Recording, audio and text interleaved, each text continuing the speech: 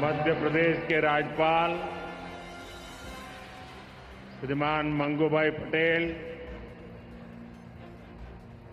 हमारे लोकप्रिय मुख्यमंत्री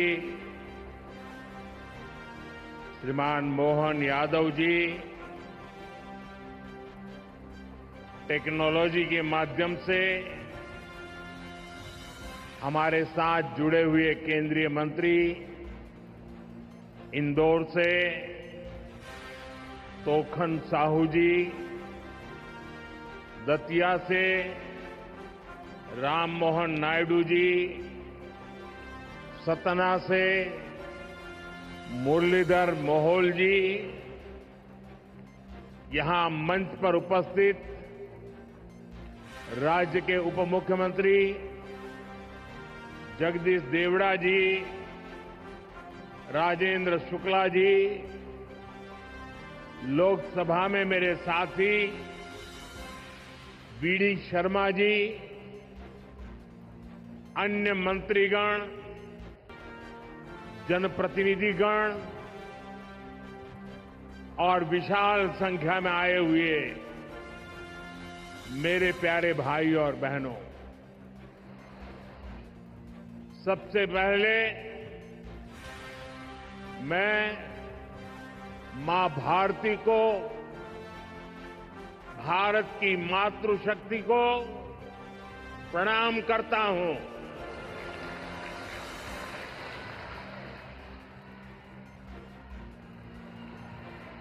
आज यहां इतनी बड़ी संख्या में माताएं, बहनें, बेटियां हमें आशीर्वाद देने आई है। मैं आप सभी बहनों के दर्शन पाकर धन्य हो गया हूं।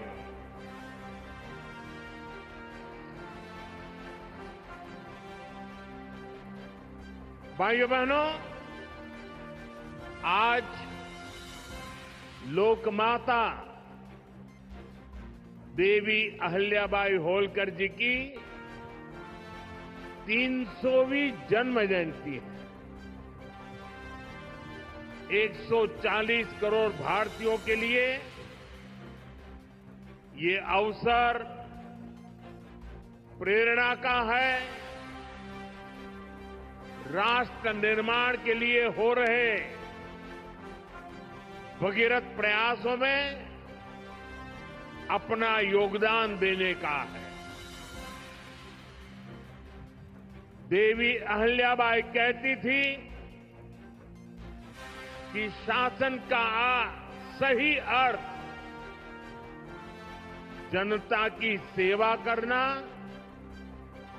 और उनके जीवन में सुधार लाना होता है। आज का कार्यक्रम उनकी इस सोच को आगे बढ़ाता है। आज इंदौर मेट्रो की शुरुआत हुई है। दतिया और सतना भी अब हवाई सेवा से जुड़ गए हैं। ये सभी प्रोजेक्ट मध्य प्रदेश में सुविधाएं बढ़ाएंगे, विकास को गति देंगे और रोजगार के अनेक नए अवसर बनाएंगे। मैं आज इस पवित्र दिवस पर विकास के इन सारे कामों के लिए आप सबको, पूरे मध्य प्रदेश को बहुत बहुत बधाई देता हूं। साथियों, लोक माता देवी अहिल्याबाई होलकर, ये नाम सुनते ही मन में श्रद्धा का भाव उमड़ पड़ता है। उनके महान व्यक्तित्व के बारे में बोलने के लिए शब्द कम पड़ जाते हैं। देवी अहल्याबाई प्रतीक है कि जब इच्छा शक्ति होती है, दृढ़ प्रतिज्ञा होती है, तो परिस्थितियां कितने ही विपरीत क्यों न हो, परिणाम लाकर दिखाया जा सकता है। 250-300 साल पहले जब देश गुलामी की जंजीरों में जकड़ा हुआ था, उस समय ऐसे महान कार्य कर जाना कि आने वाली अनेक पीढ़ियां उसकी चर्चा करें, ये कहना तो आसान है, करना आसान नहीं था। साथियों, लोक माता अहल्याबाई ने प्रभु सेवा और जन सेवा इसे कभी अलग नहीं माना। कहते हैं वे हमेशा शिवलिंग अपने साथ लेकर चलती। उस चुनौतीपूर्ण कालखंड में एक राज्य का नेतृत्व, कांटों से भरा ताज, कोई कल्पना कर सकता है? कांटों से भरा ताज पहनने जैसा वो काम, लेकिन लोक माता अहल्याबाई ने अपने राज्य की समृद्धि को नई दिशा दी। उन्होंने गरीब से गरीब को समर्थ बनाने के लिए काम किया। देवी अहल्याबाई भारत की विरासत की बहुत बड़ी संरक्षक थी। जब देश की संस्कृति पर, हमारे मंदिरों, हमारे तीर्थ स्थलों पर हमले हो रहे थे, तब लोक माता ने उन्हें संरक्षित करने का बीड़ा उठाया। उन्होंने काशी विश्वनाथ सहित पूरे देश में हमारे अनेकों मंदिरों का, हमारे तीर्थों का पुनर्निर्माण किया। और ये मेरा सौभाग्य है कि जिस काशी में लोक माता अहल्याबाई ने विकास के इतने काम किए, उस काशी ने मुझे भी सेवा का अवसर दिया है। आज अगर आप काशी विश्वनाथ महादेव के दर्शन करने जाएंगे तो वहां आपको देवी अहल्याबाई की मूर्ति भी वहां पर मिलेगी। साथियों, माता अहल्याबाई ने गवर्नेंस का एक ऐसा उत्तम मॉडल अपनाया जिसमें गरीबों और वंचितों को सबसे ज्यादा प्राथमिकता दी गई। रोजगार के लिए, उद्यम बढ़ाने के लिए उन्होंने अनेक योजनाओं को शुरू किया। उन्होंने कृषि और वन उपज आधारित कुटीर उद्योग और हस्तकला को प्रोत्साहित किया। खेती को बढ़ावा देने के लिए छोटी छोटी नहरों की जाल बिछाई, उसे विकसित किया। उस जमाने में आप सोचिए, 300 साल पहले जल संरक्षण को बढ़ावा देने के लिए उन्होंने कितने ही तालाब बनवाए। और आज तो हम लोग भी लगातार कह रहे हैं, कैच द रेन, बारिश के एक एक बूंद के पानी को बचाओ। देवी अहल्या जी ने 250-300 साल पहले हमें एक काम बताया था। किसानों की आय बढ़ाने के लिए उन्होंने कपास और मसालों की खेती को प्रोत्साहित किया। आज 250-300 साल के बाद भी हमें बार बार किसानों को कहना पड़ता है कि क्रॉप डाइवर्सिफिकेशन बहुत जरूरी है। हम सिर्फ धान की खेती करके या गन्ने की खेती करके अटक नहीं सकते। देश की जरूरतों को, सारी चीजों को हमें डाइवर्सिफाई करके उत्पादित करना चाहिए। उन्होंने आदिवासी समाज के लिए, गुमंतु टोलियों के लिए खाली पड़ी जमीन पर खेती की योजना बनाई है। ये मेरा सौभाग्य है कि मुझे एक आदिवासी बेटी, आज जो भारत के राष्ट्रपति पद पर विराजमान है, उनके मार्गदर्शन में मेरे आदिवासी भाई बहनों की सेवा करने का मौका मिला है।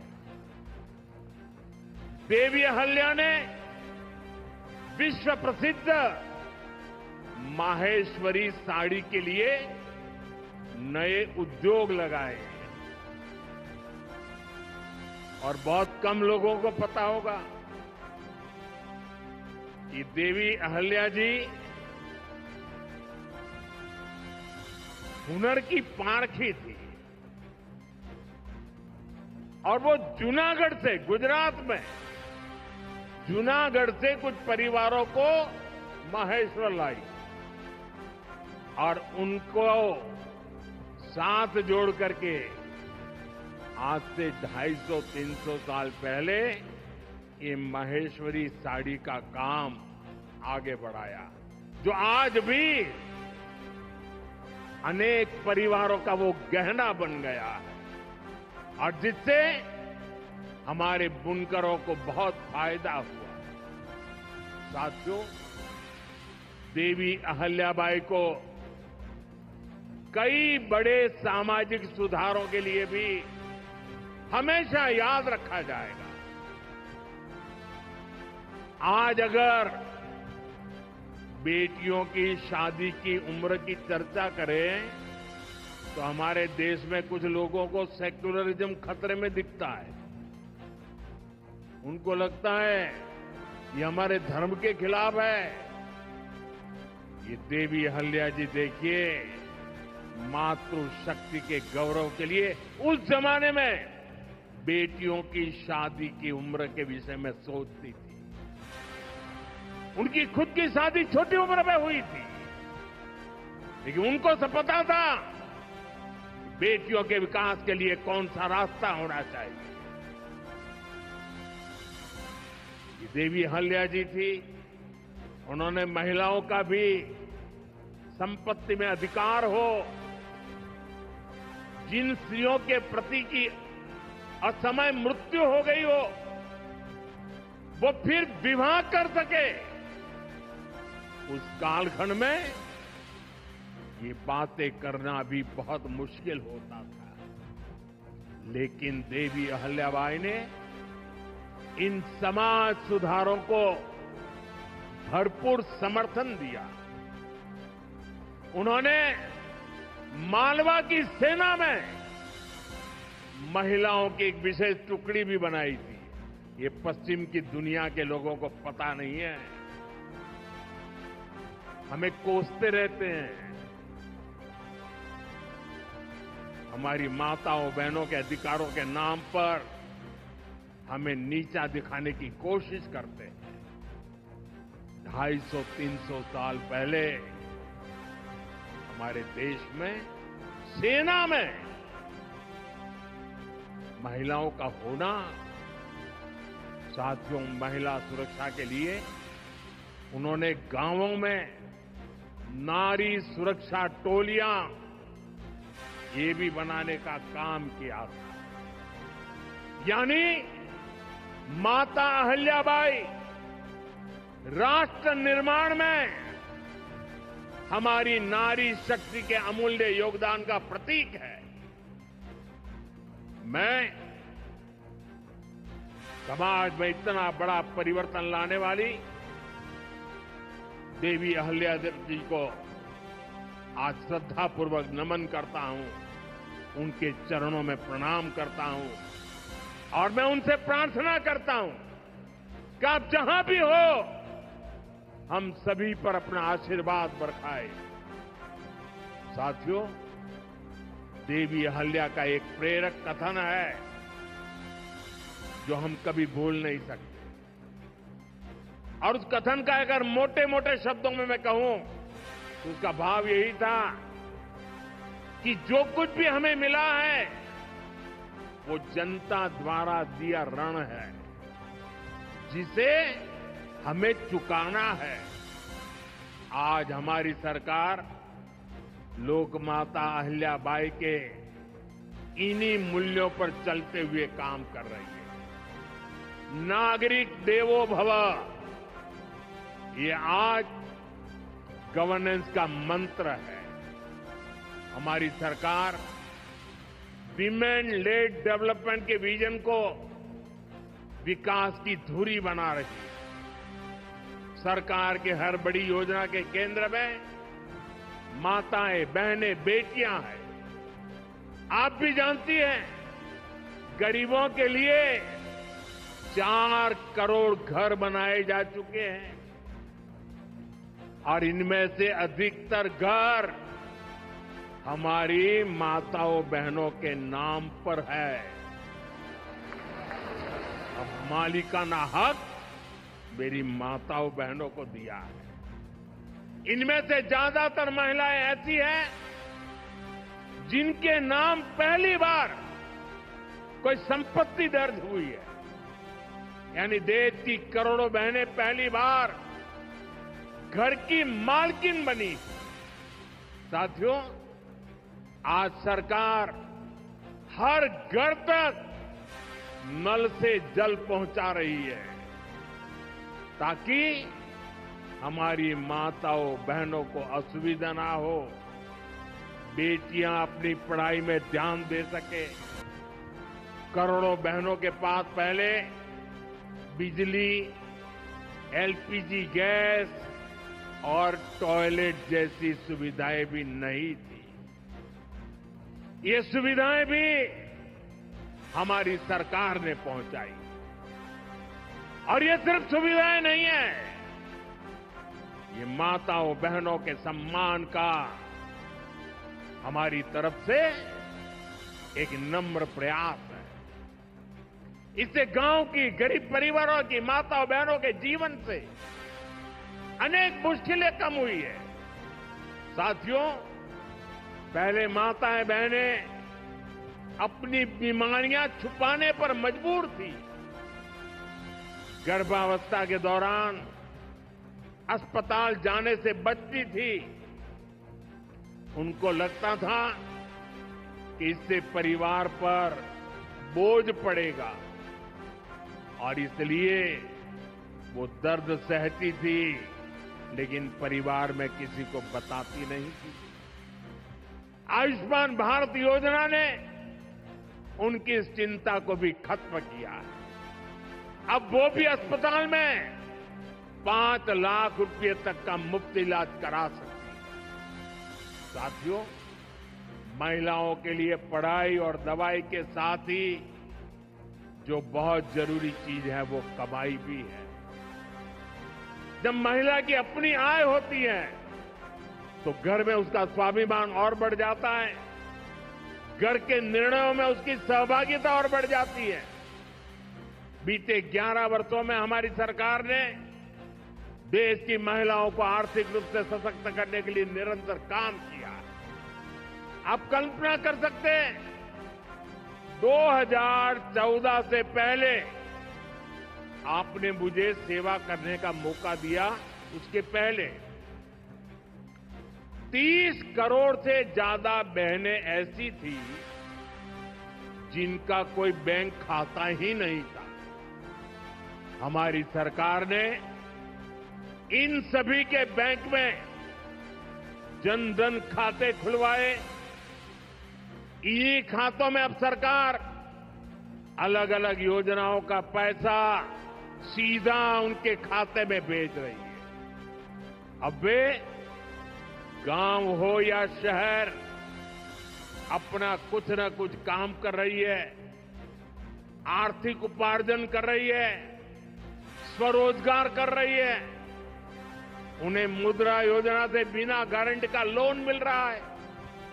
मुद्रा योजना की 75% से ज्यादा लाभार्थी ये हमारी माताएं, बहनें, बेटियां हैं। साथियों, आज देश में 10 करोड़ बहनें सेल्फ हेल्प ग्रुप से जुड़ी हैं, जो कोई न कोई आर्थिक गतिविधि करती है। ये बहनें अपनी कमाई के नए साधन बनाएं, इसके लिए सरकार लाखों रुपयों की मदद कर रही है। हमने ऐसी 3 करोड़ बहनों को लखपति दीदी बनाने का संकल्प लिया है।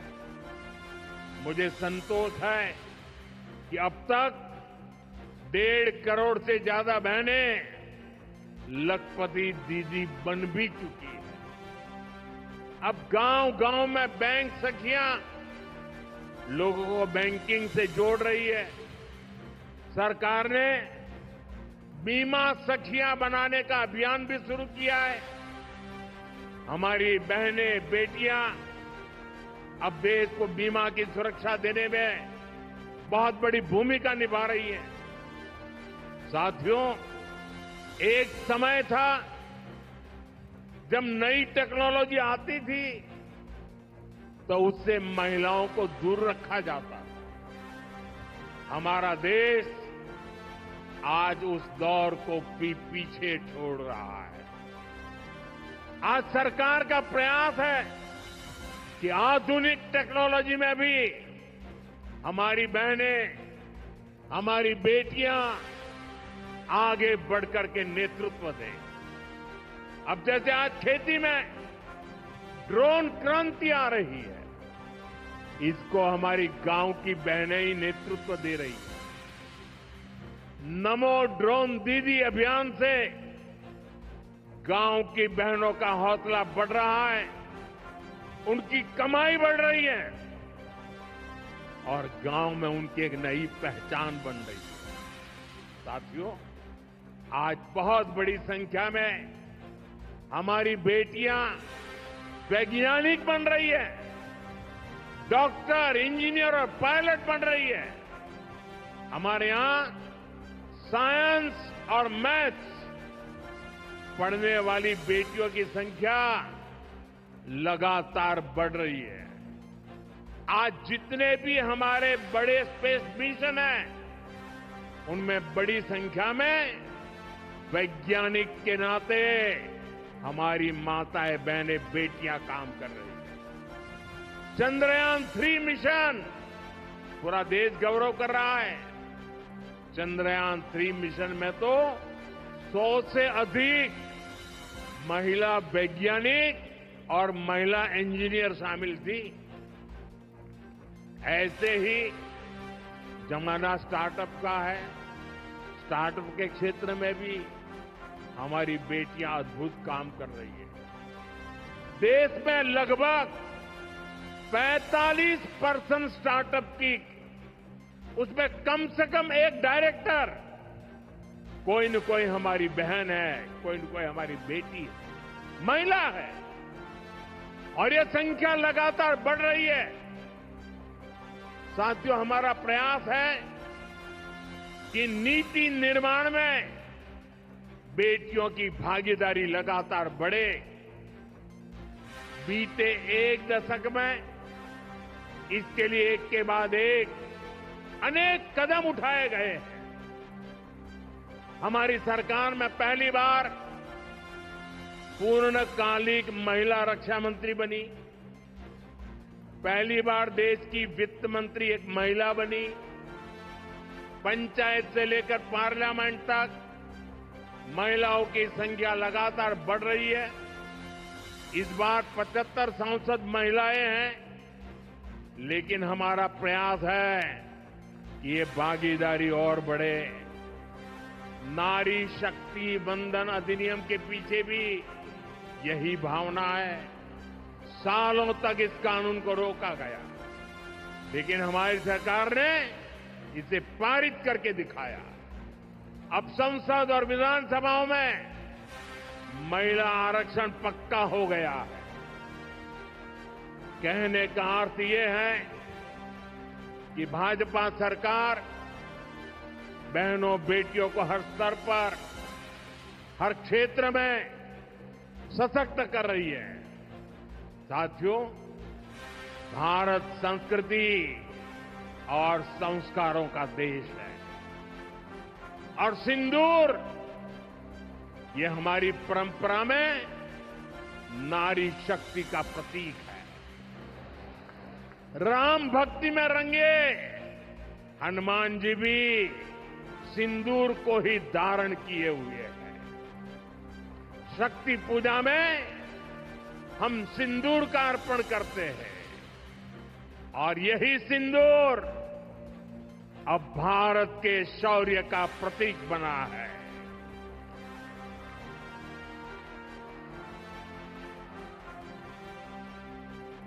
साथियों, पहलगाम में आतंकियों ने सिर्फ भारतीयों का खून ही नहीं बहाया, उन्होंने हमारी संस्कृति पर भी प्रहार किया।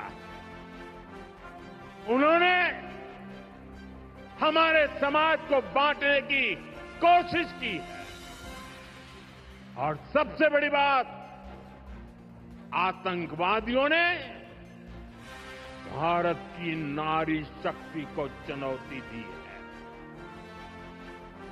ये चुनौती आतंकवादियों और उनके आकाओं के लिए काल बन गई है, काल। ऑपरेशन सिंदूर आतंकवादियों के खिलाफ भारत के इतिहास का सबसे बड़ा और सफल ऑपरेशन है। जहां पाकिस्तान की सेना ने सोचा तक नहीं था, वहां आतंकी ठिकानों को हमारी सेना ने मिट्टी में मिला दिया। सैकड़ों किलोमीटर अंदर घुस करके मिट्टी में मिला दिया। ऑपरेशन सिंदूर ने डंके की चोट पर कह दिया है कि आतंकवादियों के जरिए छद्म युद्ध, प्रॉक्सी वॉर नहीं चलेगा। अब घर में घुसकर भी मारेंगे और जो आतंकियों की मदद करेगा उसको भी इसकी भारी कीमत चुकानी पड़ेगी।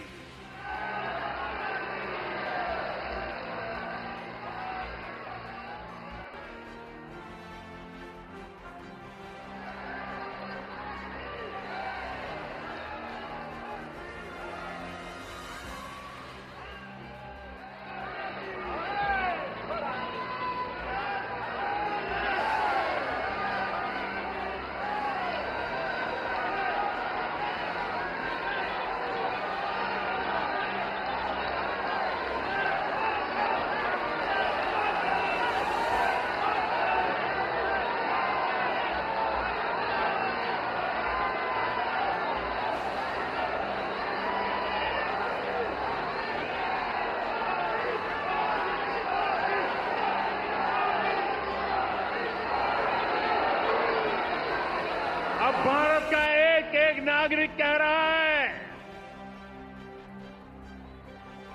140 करोड़ देशवासियों का बुलंद आवाज कह रहा है, अगर अगर तुम गोली चलाओगे तो मान के चलो गोली का जवाब गोले से दिया जाएगा।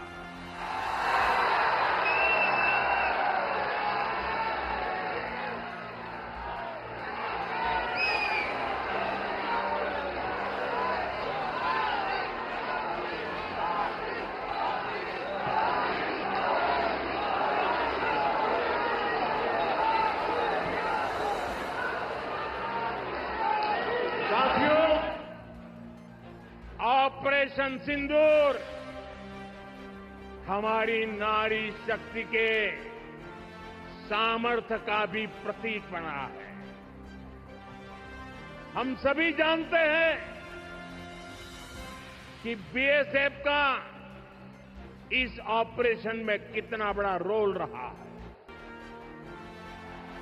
जम्मू से लेकर पंजाब, राजस्थान और गुजरात की सीमा तक बड़ी संख्या में बीएसएफ की हमारी बेटियां मोर्चे पर रही थी, मोर्चा संभाल रही थी।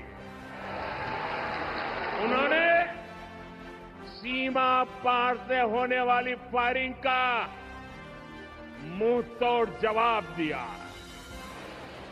कमांड एंड कंट्रोल सेंटर से लेकर दुश्मनों की पोस्टों को ध्वस्त करने तक बीएसएफ की वीर बेटियों ने अद्भुत शौर्य दिखाया है। साथियों, आज दुनिया राष्ट्र रक्षा में भारत की बेटियों का सामर्थ्य देख रही है। इसके लिए भी बीते दशक में सरकार ने अनेक कदम उठाए हैं। स्कूल से लेकर युद्ध के मैदान तक आज देश अपनी बेटियों के शौर्य पर अभूतपूर्व भरोसा कर रहा है। हमारी सेना ने पहली बार सैनिक स्कूलों के दरवाजे बेटियों के लिए खोले हैं। 2014 से पहले एनसीसी में सिर्फ 25% कैडेट ही बेटियां होती थी। आज उनकी संख्या 50% की तरफ आगे बढ़ रही है। कल के दिन देश में एक और नया इतिहास बना है।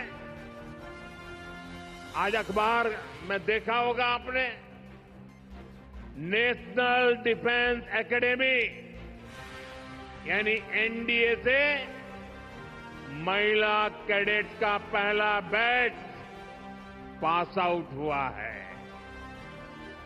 आज सेना, नौसेना और वायुसेना में बेटियां अग्रिम मोर्चे पर तैनात हो रही है।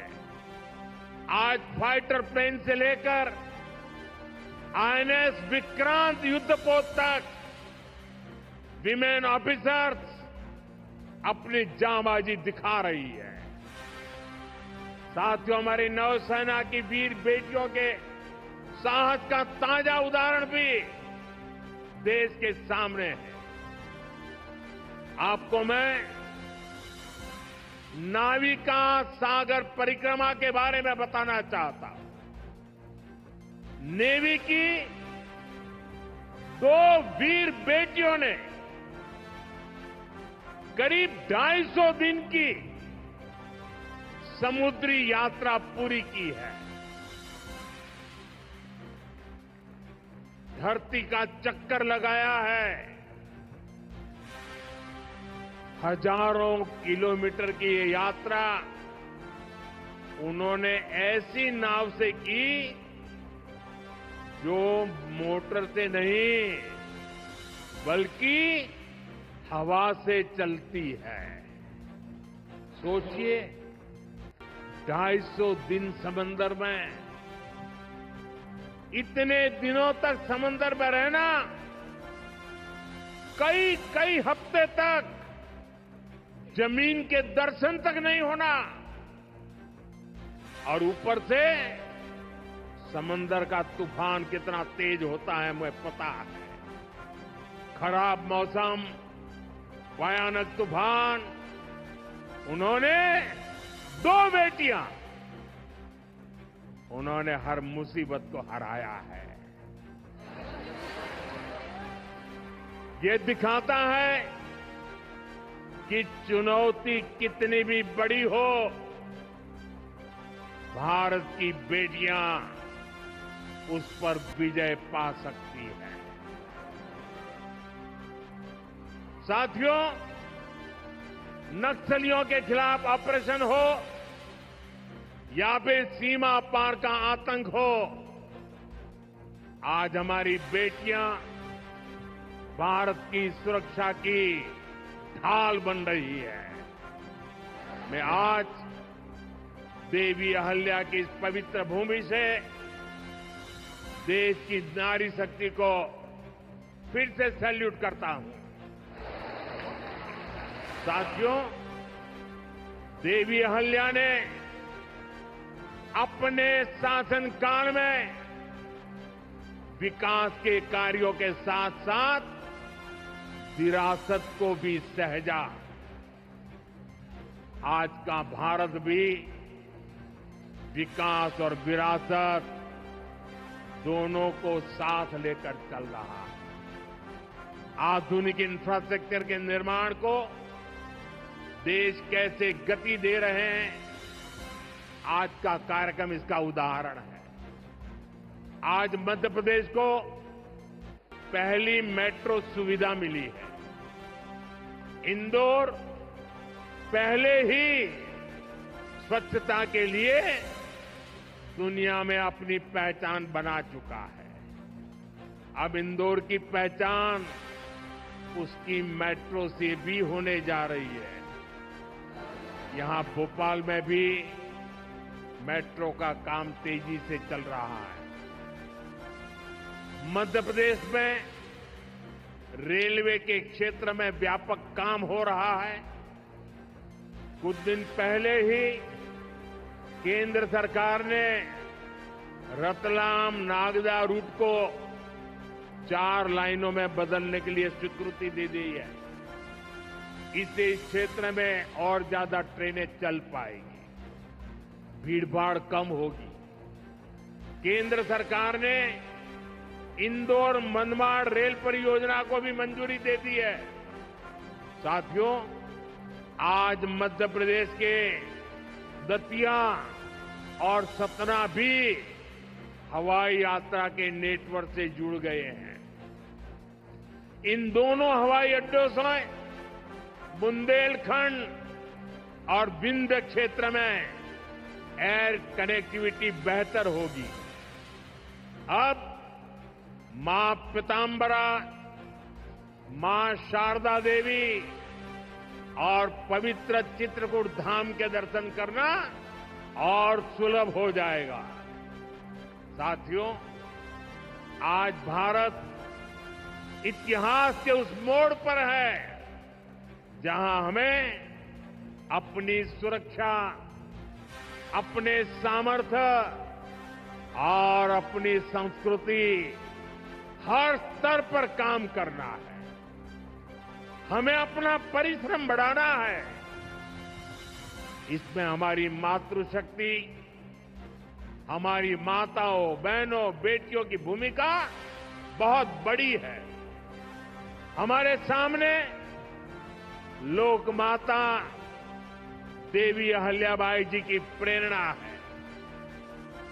रानी लक्ष्मीबाई, रानी दुर्गावती, रानी कमलापति, अवंतीबाई लोधी, कित्तूर की रानी चेन्नम्मा, रानी गांडिल्यो, वेलु नाचियार, सावित्रीबाई फुले, ऐसे हर नाम हमें गौरव से भर देते हैं। लोक माता अहल्याबाई की एक 300वीं जन्म जयंती हमें निरंतर प्रेरित करती रहे। आने वाली सदियों के लिए हमें सशक्त भारत की नींव मजबूत करें। इसी कामना के साथ आप सभी को फिर से एक बार बहुत बहुत शुभकामनाएं देता हूं। अपना तिरंगा ऊपर उठा करके मेरे साथ बोलिए, भारत माता की, भारत माता की, भारत माता की, वंदे वंदे वंदे वंदे वंदे वंदे वंदे वंदे वंदे